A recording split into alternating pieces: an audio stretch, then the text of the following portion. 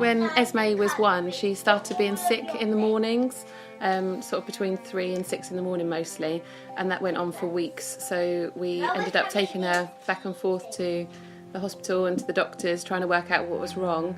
And eventually, after an MRI, they found out she had a brain tumour. She had surgery at Addenbrooke's. They removed 100% of it, which was amazing. But now she's undergoing 56 weeks of chemotherapy. But she's doing great. It's scary, but she is much stronger than we are, so she's often bouncing around all over the bed. To know what you're taking her in for is the hardest bit. Yeah. Just to put that through her body is just horrific. The one she goes in for today is luminous yellow, and you can see that it just doesn't feel natural for that to be going into her body. And even when you change her nappy, you have to wear gloves because your skin can't even touch it. So you think you're putting something that's that bad through her body that I'm not even allowed to touch. That's quite scary. For me, every day that she wakes up and she's not poorly is another little victory. You know, she's so well with it. She's not showing any signs of anything coming back as yet. Or, you know, so for me, if she gets up and has breakfast in the morning and she feels well, that's as far ahead as you need to think. I jump ahead and panic. And that's why you get upset. Yeah. But then you pull yourself back and you think, we're so lucky.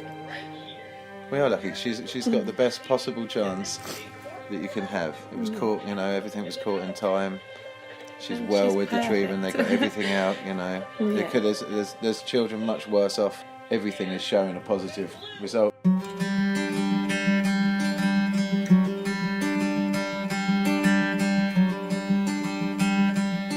We're aiming for the good result, basically. Yeah. Yeah. And she's had every good result since the horrific result. Yeah.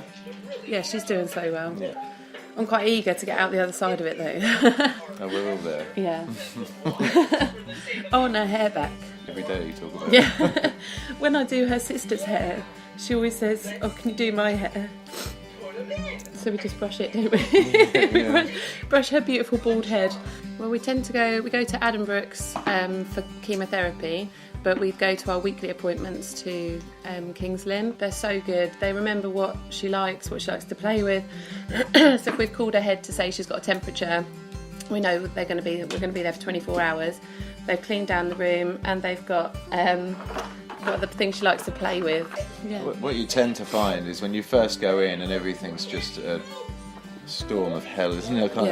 There's no good way of describing it. It's just trauma, horrific. Emotional trauma. And you find that people that are a cycle or two further ahead of you, they'll give you the positives. You know, it's scary not knowing what it is, and then they tell you that once you know what it is and you've got something to work with and you've got a plan, things get better. And at the time, you just feel it can't be possible. There's no way anything can make me feel any better. But you can then give them encouragement by telling them, you know, once the operation's done and you start talking about getting further down the road, it just makes life easy, doesn't it? Yeah. You know, you just... And I think not being afraid to rely on other people, which is something that we never really did before. We've always been self-sufficient, always been quite proud to earn your own money, do everything for yourself.